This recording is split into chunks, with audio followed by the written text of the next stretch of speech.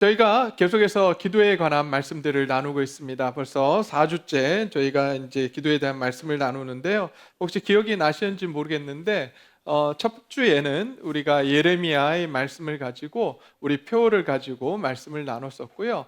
두 번째 주에는 혹시 무슨 말씀으로 어떤 성경 구절이 있는지 기억이 나십니까? 네. 2주가 된 성경 본문을 물어보면 이게 큰 신뢰다 이렇게 말씀하시는 우리 분들도 계시더라고요. 어제 일도 기억이 안 나는데 어떻게 2주 전에 이 말씀을 기억하느냐. 그래서 제가 한번 반복해 드립니다. 아말렉과의 전쟁 이야기였습니다. 모세가 손을 들면 전쟁에서 이기고 모세가 손을 내리면 전쟁에서 지는 그러한 말씀을 가지고 우리가 하나님의 임재와 능력에 대해서 말씀을 나누었습니다. 지난주에는 우리가 하나님 앞에 간절히 우리가 기도할 때 우리의 기도를 들으시는 아버지 하나님에 대해서 우리가 살펴보았습니다. 그렇게 우리가 우리의 기도를 간절히 기다리시는 아버지 하나님 앞에 우리가 나아가지 못하는 이유가 무엇인가 보았더니 여전히 우리 안에 사단의 거짓말에 우리가 동요하고 있다라고 하는 사실이죠. 사단은 어떤 거짓말을 우리에게 주느냐? 하나님은 우리의 기도에 관심이 없다. 너무나도 바쁘신 분이다 라고 우리에게 말을 합니다. 그러나 불의한 재판장과 과부의 비유를 통해서 하나님은 불의한 재판장이 아니시고 오히려 우리의 아버지이심을 우리가 살펴보았습니다. 또한 우리는 과부가 아니라 하나님의 자녀이기에 마음껏 하나님 앞에 나가서 기도할 수 있고 또한 우리의 기도를 하나님은 들으신다라고 지난주에 말씀을 나누었습니다. 여러분, 한 주 동안 어떻게 기도하는 삶을 사셨습니까? 또 하나님 앞에 나아가서 우리의 어려움과 우리의 환난들을 우리 마음껏 아뢰는 그러한 시간들이 되셨습니까? 네, 대답을 아무도 안 하시는 다 그렇게 하셨을 줄 믿습니다. 우리가 끊임없이 말씀을 나누는 이유는 무엇이냐면 우리의 삶 가운데 그 말씀이 실천되어지고 우리의 것이 되기 위해서 우리는 계속해서 말씀을 나누고 있습니다. 여기서 듣는 데서 그치는 것이 아니라 우리의 삶 가운데 이 말씀이 녹아지기를 간절히 소원합니다. 자, 오늘은 네 번째 시간인데요. 우리가 인생을 살아가면서 수많은 문제들을 만나게 됩니다. 참 많은 문제들을 만납니다. 깨어진 관계, 경제적 결핍, 또 자녀의 방황, 육체적 질병 등 우리가 우리의 힘으로는 해결할 수 없는 그러한 일들을 너무나도 많이 만납니다. 그때마다 우리는 하나님께 기적을 구하고 싶어서 기도의 자리에 나아가지만 그 기도가 오래 가지 못하고 또 그 기도가 멈춰지게 되는 것을 또한 우리는 보게 됩니다. 이렇게 우리의 기도가 계속해서 이어지지 못하고 기도를 포기하지 않고 하나님 앞에 아뢰지 못하는 이유가 무엇일까요? 무엇 때문에 우리는 처음에는 호기롭게 하나님 앞에 나아갔지만 또 하나님 앞에 내 기도를 들어주실 거라고 아주 강한 믿음으로 나아가지만 시간이 점차 지나면서 우리는 약해지고 또 우리는 그 기도를 멈추게 되고 하는 이유가 도대체 무엇일까요? 오늘 이 시간, 이 설교를 통해서 우리가 다시 한번 기도를 주저하지 않고 또 하나님 앞에 나아가서 끝까지 기도하는 그러한 시간들, 그러한 하나님의 은혜를 누리는 귀한 시간이 되기를 간절히 소원합니다. 오늘 이제 이 저자 빌 하이베스 목사님은 우리가 기도를 피상적으로 하고 포기하게 되는 이유가 무엇인가라고 하는 이유를 설명하면서 이렇게 말씀합니다. 표면적으로 바빠서 또 기도의 본을 보여주는 삶이 없어서라고 변명을 한다고 합니다. 그러나 더 깊은 곳에 있는 진짜 이유가 있다고 합니다. 진짜 바빠서 기도를 못하는 것도 아니고 또 우리가 또 피상적으로 기도하는 이유가 무엇이냐면 바로 하나님이 이 문제를 정말 해결하실 수 있는 능력이 있는가라고 하는 의심이 우리 안에 자리 잡고 있다는 거예요. 하나님이 우리를 사랑하신다는 사실은 믿고 있지만 하나님이 내 복잡한 경제적 문제나 국가적 난국 또한 완악한 마음을 바꾸실 수 있는 실질적인 능력이 있는 분으로 우리는 믿지 못한다는 거죠. 여러분 어떠십니까? 정말 하나님이 우리의 경제적인 상황들을 풀어주시는 하나님의 능력, 하나님께서 그러한 능력을 가지신 분인 줄 믿으십니까? 또한 내가 아무리 바꾸려고 해도 바뀌지 않는 자녀의 문제, 남편의 문제, 아내의 문제, 이런 문제들을 해결하실 수 있는 분이심을 믿으십니까? 그렇다면 우리는 언제까지 기도해야 할까요? 언제까지요? 네, 하나님께서 일하실 때까지. 우리는 그 기도의 끈을 놓지 말아야 합니다. 왜 그런가요? 하나님은 하시니까요. 하나님은 반드시 이루시니까요. 그 하나님을 오늘 굳게 붙잡는 귀한 시간 되시기를 바랍니다. 여러분, 우리 마음속에 여전히 갖고 있습니다. 하나님도 이건 어쩔 수 없어 라고 하는 생각을 갖고 있습니다. 그리고 기도의 한계를 정합니다. 그리고 그 기도의 한계 속에 하나님은 여기까지는 하실 수 없어. 그래서 나는 그 부분은 기도하지 않을 거야. 기도해봐야 하나님 응답하지 않으셔라고 우리는 생각하고 살아갑니다. 그러나 그렇지 않습니다. 하나님은 일하십니다. 오늘 이제 살펴볼 사도행전의 말씀을 통해서 보게 되면 하나님은 놀랍게 역사하십니다. 우리의 부족한 믿음에도 불구하고 하나님은 여전히 일하시는 것을 우리는 살펴볼 수 있습니다. 여러분, 진정 기도의 회복이 무엇이라고 생각합니까? 어디서부터 시작된다고 생각하십니까? 오늘 빌 하이백스 목사님은 이렇게 말합니다. 내 안의 불신을 정직하게 인정하는 데부터 시작이 된다. 저와 여러분들이 하나님 앞에서 내가 정말 하나님을 믿지 못했노라고 그렇게 우리 자신들을 돌아보며 고백하는 귀한 시간 되기를 주의 이름으로 축원드립니다. 그래서 저자는 성경에 있는 말씀들을 계속해서 파헤치기 시작합니다. 그러면서 성경 속에서 하나님은 어떤 분이신가, 또 하나님의 능력이 어떤 능력이 있는가를 끊임없이 연구하기 시작했습니다. 그러면서 세 가지로 우리에게 이야기해 줍니다. 첫 번째, 하나님은 자연을 정복하시는 하나님이시다. 하나님은 어떤 분이시라고요? 자연을 정복하시는 분, 자연을 통치하시는 분, 그분이 바로 하나님이라고 말씀합니다. 그래서 성경을 보면 홍해를 가르시는 분, 그죠? 하늘에서 또 만나를 내려주시는 분, 폭풍우를 잠잠케 하시는 분, 또 마른 땅에서 샘물이 나오게 하시는 분이, 그분이 누구세요? 하나님이세요. 여러분, 그 하나님을 굳게 붙들기를 간절히 소원합니다. 뿐만 아닙니다. 사람의 마음을 변화시킬 수 있는 분이 바로 하나님이시라고 말합니다.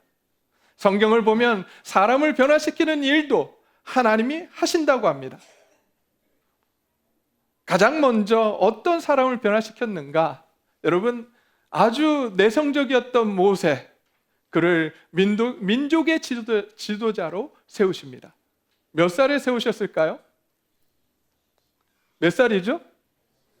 인생의 3분의 2 지점에서 80세의 하나님은 그를 민족의 지도자로 세우십니다. 그렇게 용기 없었던, 나서기 싫어했던 그를 하나님께서 변화시키십니다. 뿐만 아닙니다. 박해자 사울은 어땠습니까? 하나님께서 그 사울을 변화시켜서 바울로 만드시고 그 바울을 통해서 하나님의 놀라운 복음 증거자로 만드셨습니다. 또 베드로는 어땠습니까? 하나님을 부인하고 예수님을 부인했던, 3번이나 부인했던 그 베드로를 하나님께서는 반석과 같은 지도자로 변화시키셨습니다. 이렇게 사람의 마음을 변화시킬 수 있는 분이 바로 우리 아버지 하나님이십니다. 믿으십니까? 그렇다면 내 자녀의 문제, 내 남편의 문제, 내 아내의 문제, 변할 것 같지 않은 그 많은 우리 가족들 혹은 내 이웃들, 그들을 누구에게 맡겨드려야 할까요? 누구에게 맡겨드려야 할까요? 변화될 때까지. 제가 어떤 아는 분이 그러시더라고요. 제 미국에 있을 때 집사님 한 분이 바뀔 때까지, 바다에 기찻길이 날 때까지 내가 아이들을 교육했노라고. 여러분, 바다에 기찻길을 내려고 아이들을 막 몰아붙였던 거예요. 얼마나 힘들었겠어요. 결국 여러분, 그 아이들이 아버지와의 관계가 어땠을까요? 좋았을까요? 나빴을까요? 깨어졌어요. 근데 이분이 말씀을 듣고 말씀을 깨닫고 나서 이 고집을, 자기 자신의 문제를 깨닫고 나서 내가 할 수 없구나라고 하는 걸 고백하고 나서 하나님 앞에 자녀들을 맡기기 시작했습니다. 놀랍게 놀라운 역사가 일어났어요. 아이들이 돌아오기 시작했습니다. 물론 10년이란 시간이 흘렀지만 그 기간 안에 아이들의 그 감정들이 회복되고 관계가 회복되며 아버지와 그 어머니와 함께 즐겁게 살아가는 모습을 보았습니다. 여러분, 사람의 마음을 바꾸실 수 있는 분이 하나님이심을 믿으시기 바랍니다. 내 남편의 문제가 있다고요? 내 자녀의 문제가 있다고요? 하나님 앞에 자녀와 남편과 아내를 올려드리시기를 바랍니다. 하나님께서는 분명히 바꾸십니다. 뿐만 아닙니다. 상황을 변화시키시는 분이 바로 하나님이십니다. 오늘 본문을 보게 되면 사도 베드로가 감옥에 갇혀 사형을 기다릴 때 교회는 그를 위해서 기도합니다. 그리고 하나님은 천사를 보내어 쇠사슬을 풀고 철문을 저절로 열어 베드로를 구출하셨습니다. 이렇게 모든 상황을 열어가실 수 있는 분도 하나님이십니다. 믿으십니까? 그렇다면 우리가 그 하나님 앞에 우리가 가지고 있는 환경들, 우리가 가지고 있는 그 상황들을 하나님 앞에 올려드리는 저와 여러분들이 되시기를 주의 이름으로 축원드립니다. 어느 마을에 극심한 가뭄이 들었다고 합니다. 아마 아프리카 마을이었던 것 같아요. 그리고 온 땅이 갈라지고 농작물이 말라 죽기 시작했습니다. 이제 하나님을 믿는 사람들이 모여서 이 상황을 위해서 기도하려고 모였습니다. 하나님, 비를 내려 주십시오. 눈물을 흘리며 하나님 앞에 부르짖습니다. 주여, 비를 내려 주시옵소서. 이 땅을 고쳐 주시옵소서. 회복시켜 주시옵소서. 그렇게 기도하고 이제 예배당을 떠나려고 하는데 갑자기 어두워지고 천둥 소리가 들리기 시작했습니다. 빗방울이 내리기 시작했습니다. 그러나 사람들은 기뻐하지 않았습니다. 당황해했습니다. 왜 그럴까요? 아무도 우산을 가져오지 않았어요. 하나님께 비가 오게 해달라고 기도하면서 우산을 준비한 사람은 아무도 없었습니다. 그 중에 한 아이가 우산을 들고 유유히 걸어 나갔습니다. 한 아이만 하나님께서 우리가 기도할 때 응답하실 거라고 믿고 우산을 가져왔던 것입니다. 어쩌면 오늘 본문 초대교회 성도들도 이와 같았습니다. 베드로를 위해 밤새 기도했지만 막상 베드로가 문 앞에 서 있자 믿지 못했습니다. 기도의 형식은 뜨거웠으나 하나님을 향한 신뢰는 비어 있었습니다. 오늘 본문 1절을 보면 이렇게 되어 있습니다. 헤로드 왕이 교회를 박해하기 시작했다고 합니다. 그는 요한의 형제 야고보를 칼로 죽였습니다. 유대인들이 이 일을 기뻐하는 것을 보고 그 예루살렘의 지도자였던 베드로를 잡아 넣습니다. 그리고 베드로를 이제 처형하려고 했습니다. 그러나 무교절이었기 때문에 하루를 지내고 그 다음날 베드로를 처형하려고 했습니다. 베드로의 상황은 이랬습니다. 삼엄한 경비 속에 있었습니다. 군인이 네 패로 16명이 교대로 지켰고 또 두 군인 틈에서 두 쇠사슬에 매여 자고 있었습니다. 밖에 경비가 지키고 안에는 두 경비병 옆에서 두 쇠사슬에 묶여서 지금 자고 있었습니다. 다음 날이면 백성들 앞에 끌려나가 죽게 될 처지에 있었습니다. 인간적인 계산으로 보면 탈출할 수 있는 확률이 몇 프로나 되겠습니까? 이런 상황이라면 여러분, 탈출할 수 있는 확률 몇 프로나 될까요? 아마 탈출할 수 없을 거예요. 0%였을 거예요. 헤롯이 철저하게 문을 걸어 잠갔고 사단은 그의 소망을 끊으려고 철저하게 묶었습니다. 하지만 5절의 말씀을 보게 되면 분위기가 반전됩니다. 5절 말씀 한번 볼까요? 5절 말씀입니다. 이에 베드로는 옥에 갇혔고 교회는 그를 위하여 간절히 하나님께 기도하더라. 교회가 뭘 했다고요? 기도합니다. 이 어려운 상황 가운데 하나님 앞에 나아가서 기도하기 시작합니다. 세상은 칼과 감옥, 군대로 밀어붙이지만 교회는 다른 것으로 나아가는 것이 아니라, 그것을 대응하는 것이 아니라 기도로 대응하기 시작을 합니다. 그렇습니다. 우리가 기억해야 될 첫 번째 사실은 바로 이것입니다. 세상이 아무리 철저하게 문을 걸어 잠가도 하늘 문이 열려 있다라고 하는 사실입니다. 하나님은 우리가 끝이라고 말하는 그 지점에서 일하시기 시작합니다. 저와 여러분이 그 일하시는 하나님을 경험하기를 소원합니다. 이 시간 어쩌면 우리 상황들이 도저히 해결할 것 같지 않은, 오늘 베드로가 당한 이렇게 탈출할 수 없는 그러한 상황 가운데 있다고 생각이 드십니까? 그렇다면 이제 하나님 앞에 나아가 기도하시기를 소원합니다. 하나님께서는 반드시 그 상황 속에서 그 상황을 헤쳐나갈 수 있도록 하나님께서 길을 여실 것입니다. 하나님께서 이제 그렇게 일하시기 전에 베드로가 처형 전날 무슨 일을 하고 있었는지 한번 볼까요? 6절 말씀입니다. 6절 말씀에 보면 이렇게 되어 있습니다.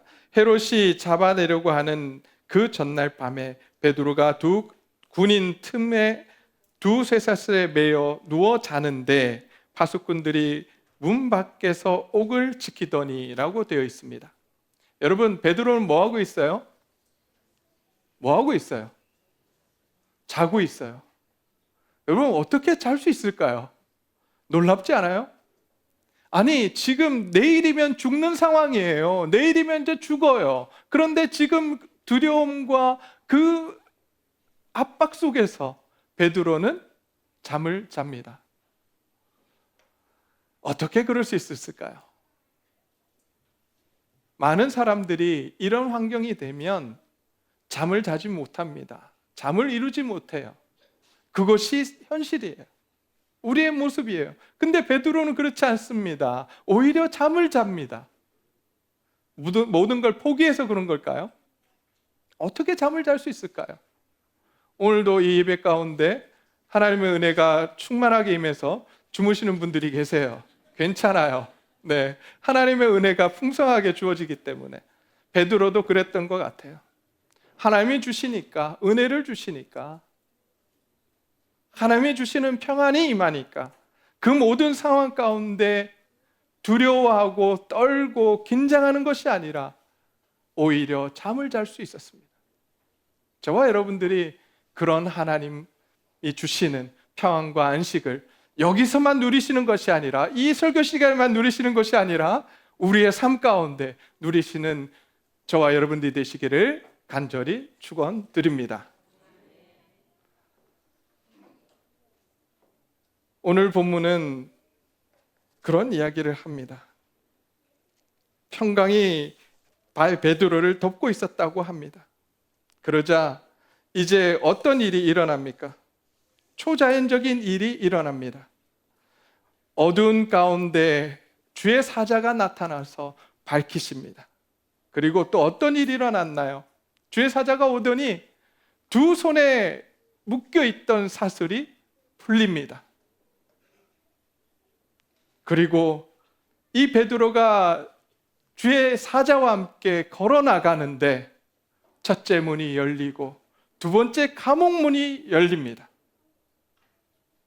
하나님께서 이렇게 역사하시는 것입니다. 기도할 때에, 우리가 기도할 때 열릴 것 같지 않은 문들이 열리고 우리를 잡고 있던 그 쇠사슬들이 풀려나는 놀라운 하나님의 역사가 일어나는 것입니다. 저와 여러분들의 삶 속에 하나님의 이런 놀라운 역사가 일어나기를 소원합니다. 언제 이런 일이 일어난다고요? 하나님 앞에 우리가 기도할 때에, 하나님 앞에 나아가서 우리가 우리의 문제를 아뢰고 하나님 앞에 엎드릴 때에 하나님께서 이렇게 역사하시겠노라고 말씀하고 계십니다. 우리는 가끔 이렇게 생각합니다. 돈이 있어야 해결된다고 생각합니다. 인맥이 있어야 해결된다고 생각합니다. 그러나 하나님은 천사를 보내시고 쇠사슬을 푸시고 닫힌 문을 직접 여시는 분이 바로 하나님이십니다. 이제 우리의 상식과 우리의 경험의 틀을 뛰어넘기를 소원합니다.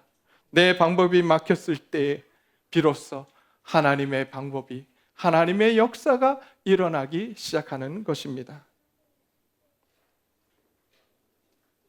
이제 세 번째로,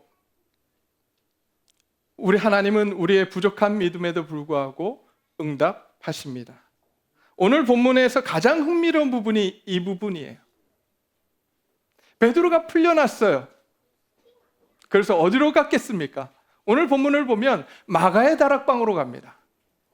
그들이 함께 모여서, 공동체가 함께 모여서 기도하고 있는 그곳으로 가서 문을 두드립니다. 그러자 어떤 일이 일어났을까요? 여자아이 로데라고 하는 여자아이가 그 문 두드리는 소리를 듣고 나가서 봅니다. 그랬더니 누구예요? 베드로예요. 놀라서 들어와서 기도하고 있는 사람들에게 이야기합니다. 문 밖에 베드로가 서 있다고. 그러자 열심히 기도하던 사람들이 이야기합니다. 뭐라고 이야기했을까요? 내가 미쳤다. 여러분, 혹시 우리도 그러지 않습니까? 하나님께서 일하셨는데, 내 기도에 응답하셨는데, 이건 우연일 거야. 하나님의 역사가 아니라 이것은 그냥 우연히 일어난 걸 거야 라고 하지 않으십니까? 다시 가서 다시 이야기합니다. 이 로데라고 하는 여자아이가 가서 이야기하면 정말 밖에 베드로가 서 있습니다. 그랬더니 이제 그 기도하던 사람들이 뭐라 그래요? 그의 천사다. 네가 잘못 보고 있는 거야.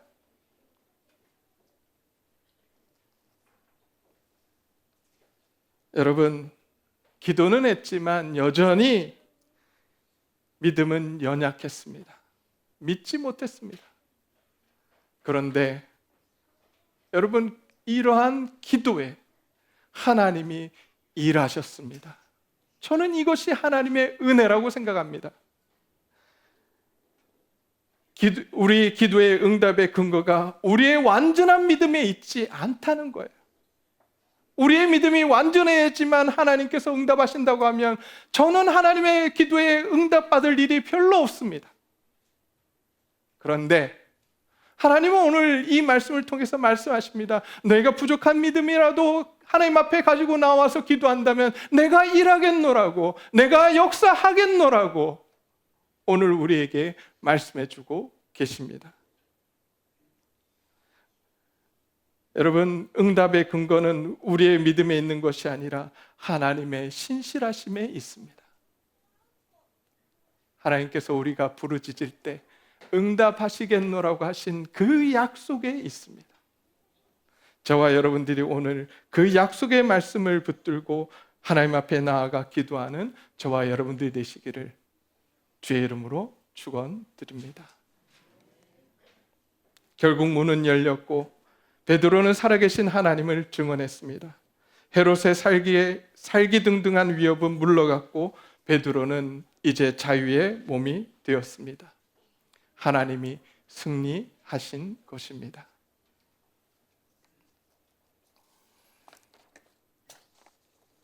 저와 여러분이 이제 기도의 용사가 되기를 소원합니다.